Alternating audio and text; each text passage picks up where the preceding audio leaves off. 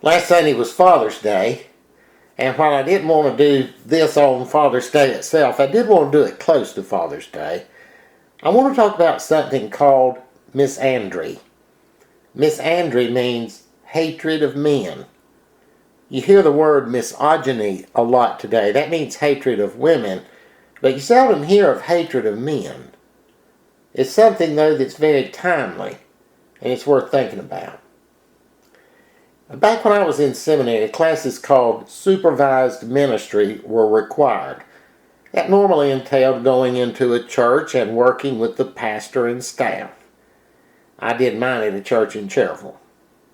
But people also did supervised ministries as electives, and when you did it as an elective, you weren't necessarily required to do it in a church. You could do it in a ministry group that's not a church.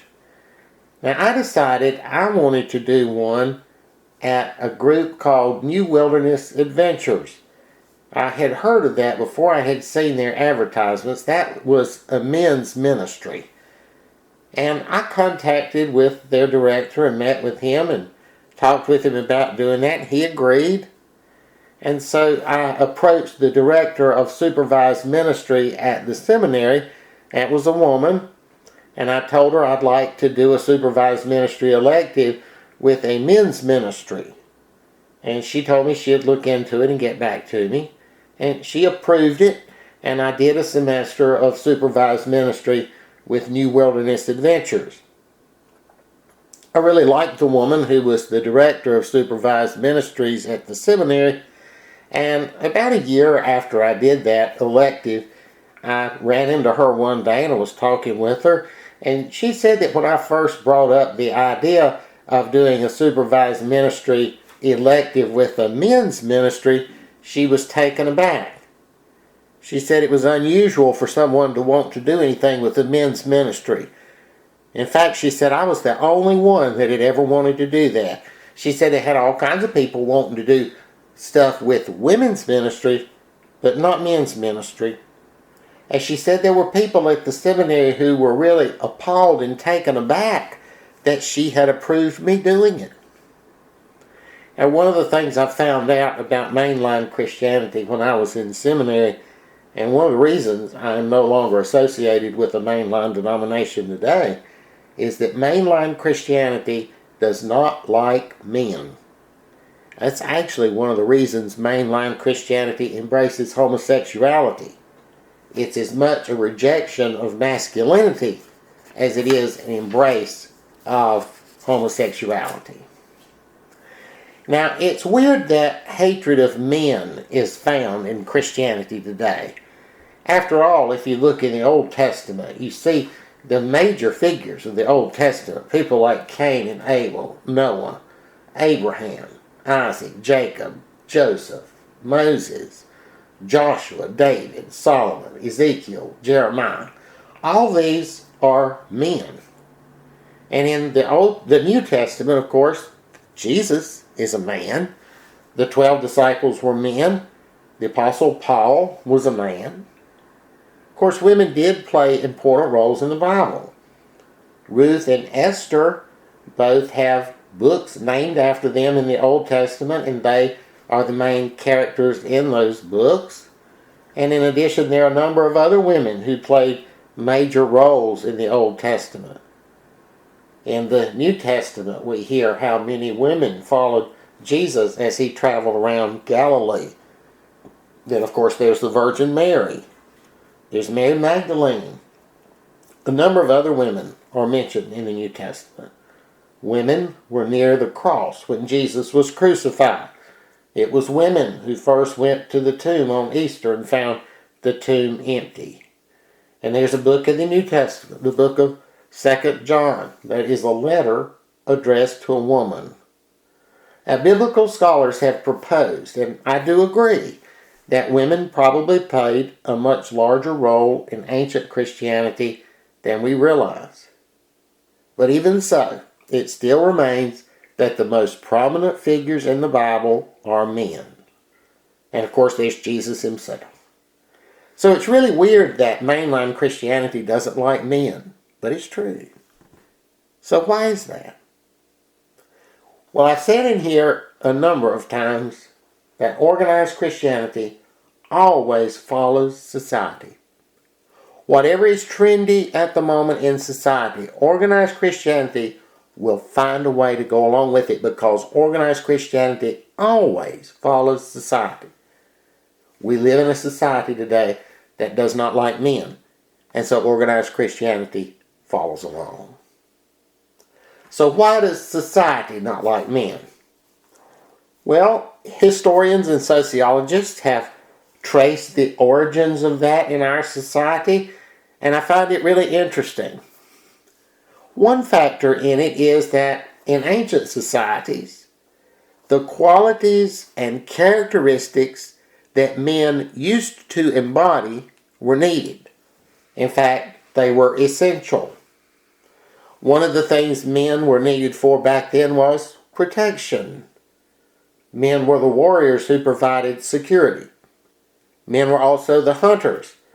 Much of the food supply from ancient societies was wild game, and it was the men who went out and hunted. Men also were the builders. There was no sense in these ancient societies, though, that women should just sit around and be waited on. Women played essential roles too, and they had work to do. Women worked the gardens where the food was grown. Women made baskets and pottery. Women cooked, made clothing. Ancient societies were not societies where men worked and the women laid around and were waited on. Both men and women worked to make the living. The difference was that the men did the hardest physical work. And that pattern of life was the norm in Western societies up until relatively recent times. In the early days of the United States, it was the men who provided protection, did the hunting, building, did the hardest physical labor. Women did the gardens, made the clothes, cooked, and had numerous other duties. It took both the man and the woman working hard to sustain a family. Beginning, though, in the 1800s with the Industrial Revolution, that started to change. People left the farm and went to the factories. Life became more stable. Incomes went up. Work was less hard. Work was less physically demanding. The old days when uniquely male characteristics were needed for survival were over. A lot of times women could do factory work just as well as men could. And so men became unnecessary. It was during this period in the Industrial Revolution that we first began to see a dislike of men emerge as a real force in society. The characteristic male traits were no longer necessary. When a society reaches a certain level of industrialization, wealth, and security, traditional male characteristics don't seem as important. In fact, industrial and technological societies do not want the traditional characteristic masculine traits. They want domestication and docile. They want people who go along and keep their mouths shut. Another factor in the rise of misandry was the loss of a sense of community. In early societies, there was a sense of being a part of a tribe, a clan, or a village. There was a sense of pride in the members of your own tribe or clan. There was a sense of pride in our children, our women, our men. There's little room for hatred of men in that kind of society. It won't arise in those societies because of the sense that they are our men. They are a part of the group that we belong to and are connected with. But in modern industrialized and technological societies, there's only the individual. People no longer feel a part of a culture. They no longer feel that they're connected to something larger than themselves. It's just the individual. With the loss of the sense of community, there is no sense of our. There is only me and mine. Another factor in the rise of misandry is a change in how people look at things, a change in people's worldview. The modern world, with the scientific view, sees the rise of something called nominalism. That's the idea that abstracts do not exist. According to nominalism, nothing exists that's not made of atoms and molecules. Nominalism says if it ain't made of atoms and molecules, it does not exist. So how does that apply to misandry? Well, in the past, masculinity was thought of as a transcendent good, something that, while it didn't have physical existence, was still real. Masculinity was thought to be something that had existence as a principle, an essence, a virtue. And those men who did embody that virtue were esteemed. With the rise of nominalism, though, there is no room for anything that does not exist made up of atoms and molecules. There's no room for virtues. There's no room for anything else. There are no noble virtues. There are only social constructs. That means ideas created by someone else. Masculinity was denigrated as nothing but a social construct. There's something else today that's talked about today as being a social construct. In our day, today, now in 2022, they're saying that gender is a social construct. That comes from nominalism. We're seeing another branch of nominalism coming through in the transgender movement, where they say that gender is a social construct. But it was applied to masculinity first. And so the modern view became that masculinity is just a social construct designed to let men have power over women. There's nothing real about masculinity.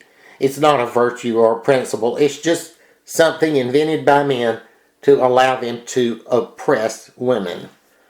And so it was nominalism that planted the seeds for seeing masculinity as nothing but a tool to oppress women.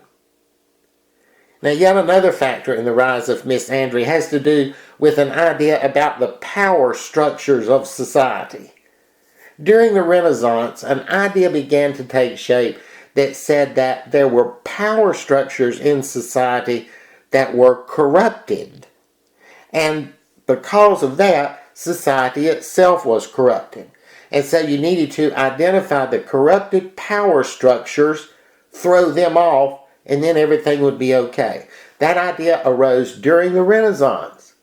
And it was actually one of the ideas behind the American Revolution. The King of England, you see, was the power structure that was the problem. If we could throw off the King of England, then we could live in an ideal society of freedom and equality. And oddly enough, the very same philosophy also underlies Marxism. Except in Marxism, it was not the king that was seen as the power structure to be thrown off. It was the capitalist economic system that was seen as the power structure to be thrown off. If you could get rid of the capitalist economic system, then everybody would live in a utopia.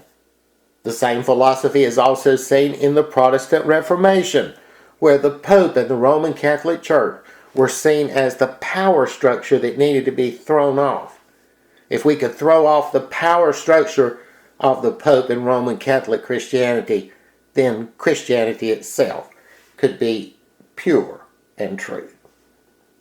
And so this idea of identifying power structures as the problem and then throwing them off so that a utopian state of society would result has been with us since the 1500s. Decades ago, it started being applied to men. Men were seen as the power structure that needs to be thrown off. If we could just throw off men, we'd be better off. Now, all these factors, and more too that we haven't had time to look at, have led to an underlying attitude in our society that masculinity is inherently flawed.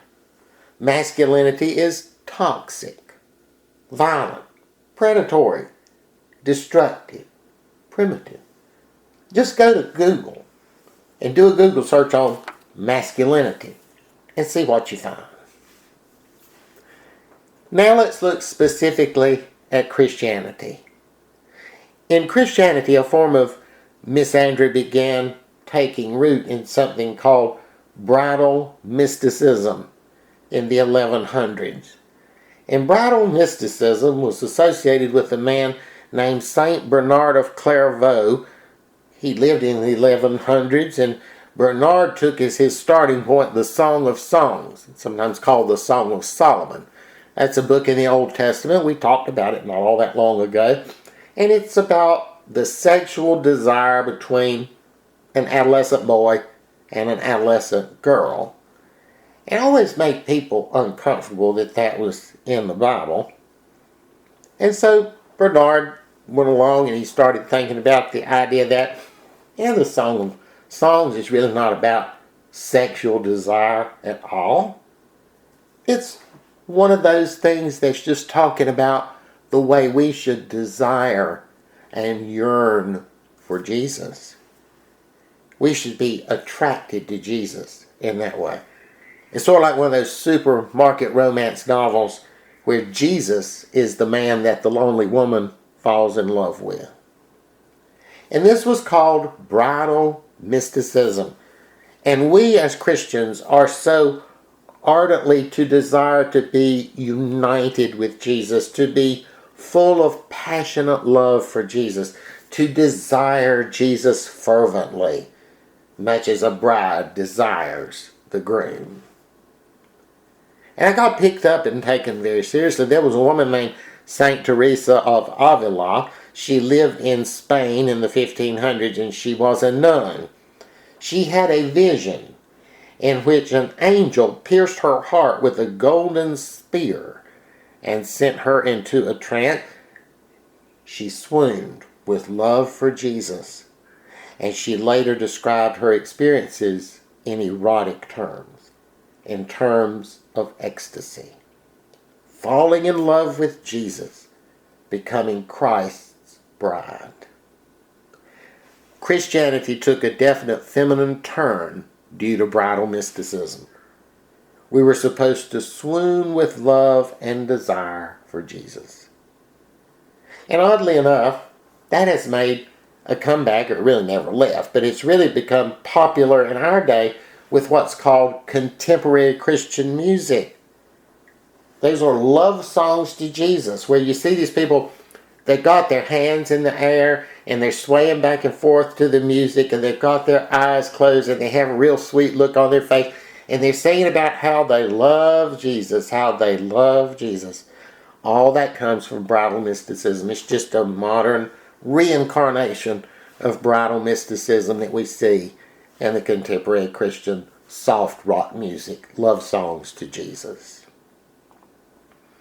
Now, another factor in the feminization of Western Christianity was the devotion to the Virgin Mary.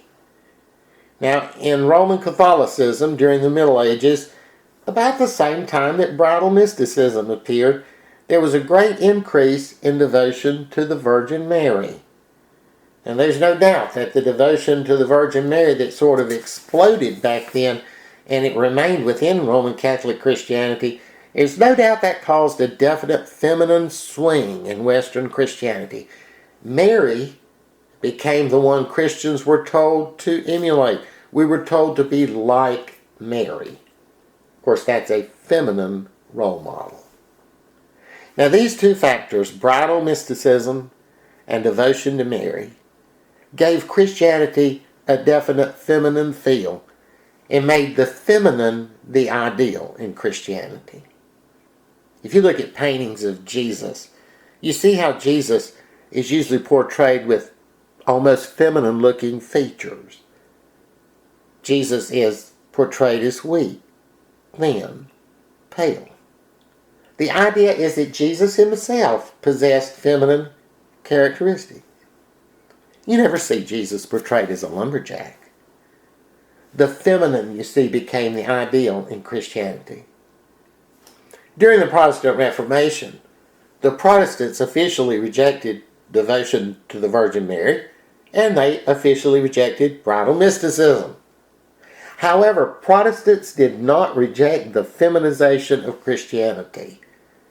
And so we inherited Christianity with the feminine seen as the ideal. That made fertile ground in the 20th century for the rejection of the masculine. And that's what's happened. Actually, it's not only rejection of the masculine, it's actual hate for it. Now, one result of that is what is called male disengagement. Men are increasingly disengaging from society. Labor force participation among men aged 25 to 54 has been declining for 50 years. It's almost unbelievable. Men are also fleeing organized Christianity. On average, 2/3 of participants in churches are women, 1/3 are men. And those statistics are 20 years old. I couldn't find any more recent statistics on the gender makeup of mainline churches. Apparently nobody really cares anymore. In 1 Corinthians chapter 16, the Apostle Paul is bringing the book to a close. He's giving his final advice. In verse 13 he says, "Watch, stand fast in the faith, be brave, be strong." That's how the New King James Version puts it. The New Revised Standard Version has this: "Keep alert, stand firm in your faith, be courageous, be strong." But if you go to the Old King James Version, you'll hear this: "Quit you like men." Quit you like men. Now, what in the world does quit mean? Well, quit is an old English word that means to conduct yourself. And so what the King James Version is saying is, conduct yourselves like men. So we see the King James Version is saying, conduct yourselves like men. The more modern versions have either be courageous, be strong, or be brave, be strong. So which is it really? Well, if you go to the Greek, you find that it literally says, be manly. Be manly. Literally, the Bible is telling men here to be manly. Why would the translators of the Bible take a Greek word that obviously means be manly? There's no doubt about that. It means be manly. So why would they take that word that means be manly and translate it as either brave or courageous? Why would they do that? Because of misandry in our society today. In the first chapter of the book of Joshua in the Old Testament, Moses has died and the Hebrews won't enter the promised land. God is speaking to Joshua. He's the one that's going to lead the Hebrews into the promised land, and God tells him, be manly. It's the same Greek word that we encountered in the book of 1 Corinthians. In the Old Testament book of 1 Chronicles, David is the Hebrew king. The king of the land of Ammon had died, and David sent some of his men to the king's son, a man named Hanun, to express condolences over his father's death. And Hanun's advisors convinced him that these men from David were actually coming as spies, and so the people of Ammon mistreated them. And then the people of Ammon hired 32,000 chariots from neighboring lands to go up and defeat the Hebrew army. And the Hebrew army was under the command of a man named Joab. And before they went into battle, David, who was the king, told Joab, be manly. And it says the Hebrews went out and defeated the forces against them. Later in the book of 1 Chronicles, David is about to die, and he tells his son Solomon, be manly. That word occurs a number of other times in the Bible as well. You know, it takes real courage to take a route opposite of what society is doing. There's no doubt about that. It takes real courage to go against society, especially when the voices urging you to go this way are screaming so loud and you look out and you think everybody's going that way, I've got to go that way too. But you know, all of us as Christians have to decide, will we follow society or will we follow Jesus? Will we follow society or will we follow Jesus? We are entering a period now in history where Christians are going to have to make some hard decisions. We have lived in a time when it's been relatively easy to be a Christian, but I believe that time's coming to a close.